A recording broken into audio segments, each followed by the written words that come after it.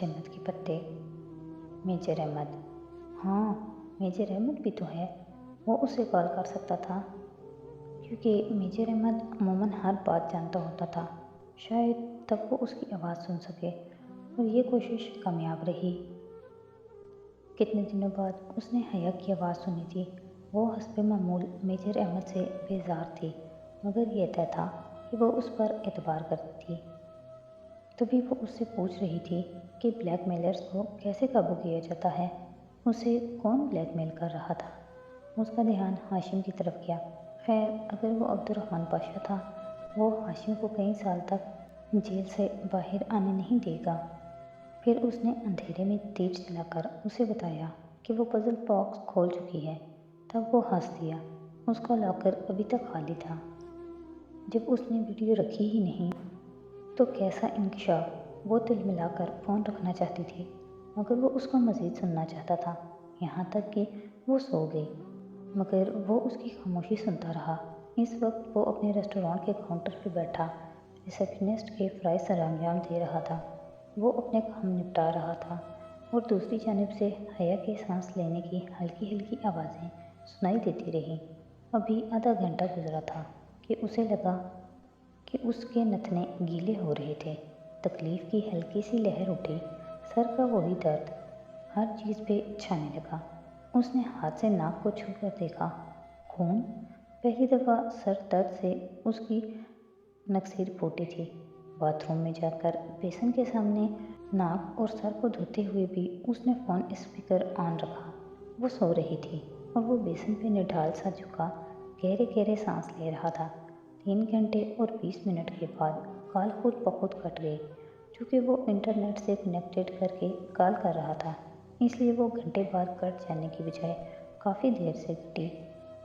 Mobile बंद करते हुए बिलाखिर उसने फ़ैसला कर लिया कि उसे अपना चेकअप करवा लेना चाहिए। कहीं ना कहीं कुछ गलत था। अगली सुबह हया ने अपना नंबर भेज दिया। उसने नंबर मिलते ही उसे फ़ोन किया। करने को कोई बात ना थी, बस वो उससे बात करते रहना चाहता था। अगले रोज़ वो सिर्फ उससे मिलने अतलार आया। उसने आयशे से कह दिया था कि जब वो पोर्ट पे आए तो भारे को साथ न लाए। आयशे जाहिर नहीं करेगी, मगर भारे छोटी बच्ची ही तो थी। सो आयशे ने ऐसा ही किया।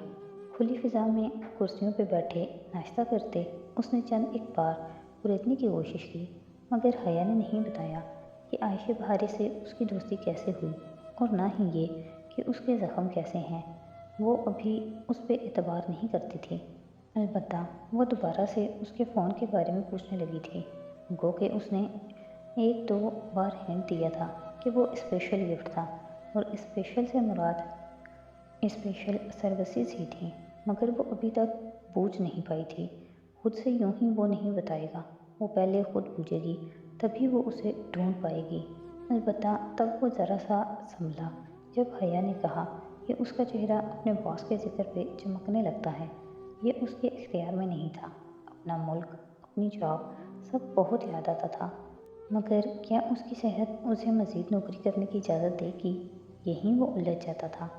वहीं उसके साथ बैठे उसका मम्मी और आयशे दोनों के टेक्स्ट मौसूल हुए थे।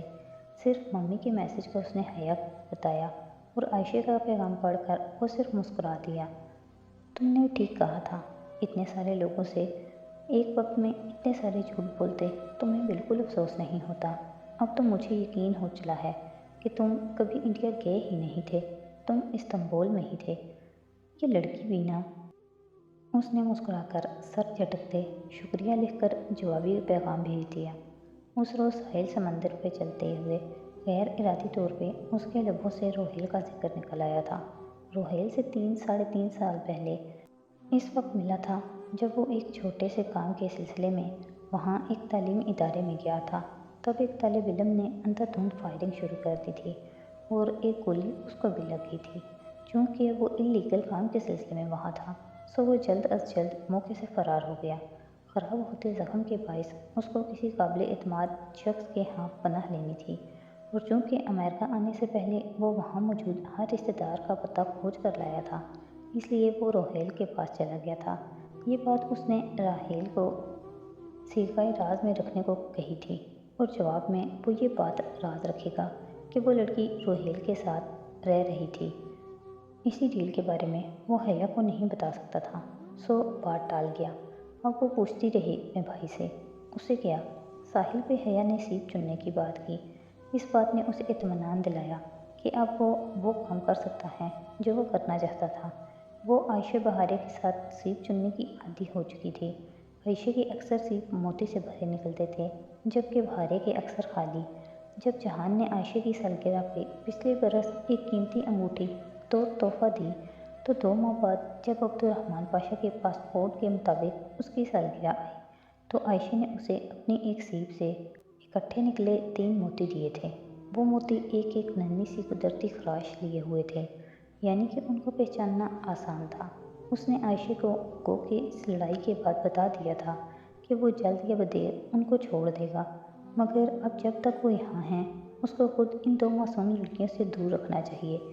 اس طرح کی جذباتی وابستگیاں مستقبل میں ان دونوں کا دل بری طرح توڑ سکتی تھیں۔ چھوٹا زخم بڑے زخم سے بہرحال بہتر ہوتا ہے۔ اس نے سوچا وہ عائشہ کو چھوٹا زخم دے دے تاکہ وہ مستقبل میں کبھی اس سے کوئی امید نہ رکھے۔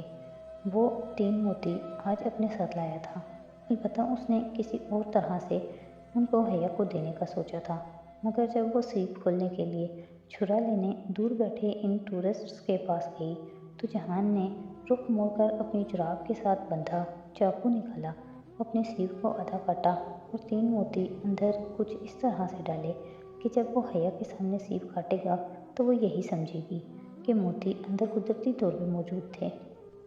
اگر وہ یہ کام عائشہ کے ساتھ کرتا تو وہ بھانپ لیتی۔ اس کو سیبیوں کا تجربہ تھا، مگر حیا نہیں جان سکتی تھی۔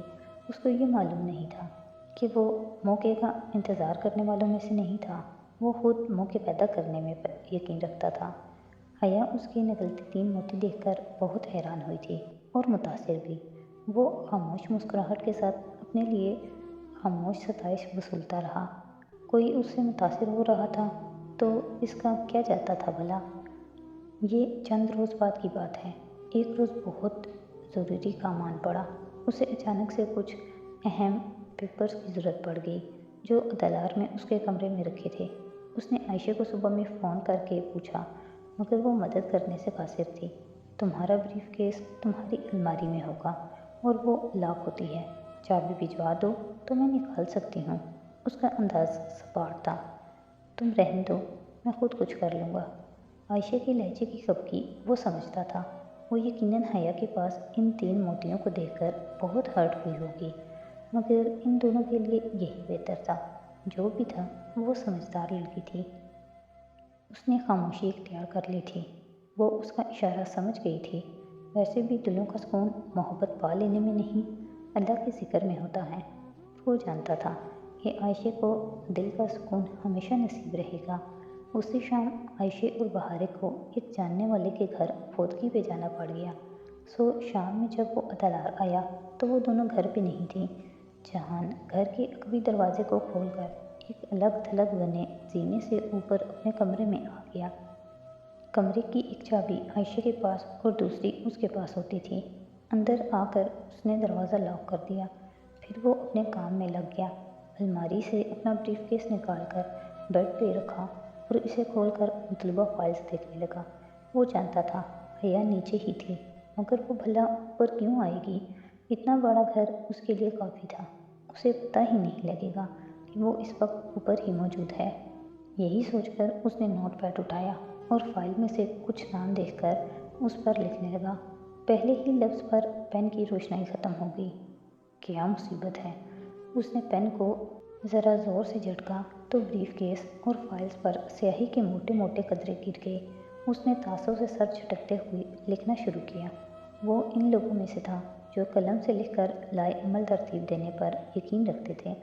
لکھے بغیر اسے اپنی سوچی گئی بات بھی بعض اوقات سمجھ نہیں آتی تھی۔ ابھی فہرست درمیان میں تھی کہ سیاہی پھر سے سوکھنے لگی۔ اس نے دوبارہ قلم جھٹکا، موٹی موٹی بوندیں پھر سے بریف کیس پہ گری۔ اس سے قبل کہ وہ عبدالرحمن پاشا کی نفاست پسندی کے قتل پہ افسوس کرتا، کمرے کے دروازے کے لاک میں چابی گھمانے کی آواز آئی۔ لمحے بھر کو تو وہ واقعی سکتے میں رہ گیا۔ आयशे बहारें वापस आ गईं या वो हया थी? वो जो भी थी, एक एक करके चाबियाँ लगा रही थी। वो आयशे नहीं हो सकती थी। आयशे को पता था कि दरवाज़ा कौन सी चाबी से खुलता है। अल्लाह अल्लाह, दूसरी चाबी तक उसने आनन फानन ब्रीफकेस बंद किया और अलमारी में डाला। तीसरी चाबी तक वो बाथरूम में जाकर दरवाजे के पीछे खड़ा हो चुका था। चौथी चाबी पे दरवाज़ा खुल गया। वो हया ही थी और वो अंदर कमरे का जायज़ा ले रही थी। उसने बाथरूम के दरवाजे की दर्द से देखा। वो अब अलमारियाँ खोल रही थी। जल्दी में ना वो ब्रीफकेस बंद कर सका था, ना ही आखिरी अलमारी। सो हया से बिलाकर आखिरी अलमारी खुल गई थी और अब वो उसका ब्रीफकेस निकालकर बेड पे ले आई, जहाँ चंद लम्हे पहले वो बैठा था। असूलन इस जगह को गर्म होना चाहिए था, बल्कि चादर पे शिकन भी पड़ी थी, मगर वो ब्रीफकेस की जानिब इतनी मुतवज्जो थी कि ये सब महसूस न कर सकी। अहमक लड़की। अंदर तो उसके डॉक्यूमेंट्स थे, बर्गर किंग की फाइल्स भी थीं। वो ऐसे पकड़े नहीं जाना चाहता था। अगर वो ऐसे पकड़ा गया तो वो कभी उसका यकीन नहीं करेगी। और नहीं, उसका पेजर भी अंदर था। वो उसका पेजर ही न खोल ले। उसे शदीद गुस्सा आया, खुद पर भी और हया पे भी, मगर वो जानता था कि उसे कैसे वहाँ से निकालना है। उसने अपने मोबाइल से पेजर को बीप दी। नतीजतन पेजर बजने लगा। हस्बे तवक्को हया ने घबरा कर ब्रीफकेस बंद कर दिया और अलमारी में डाला। वो वाकई घबरा गई थी। सो चंद लम्हों बाद वो कमरे से बाहर थी।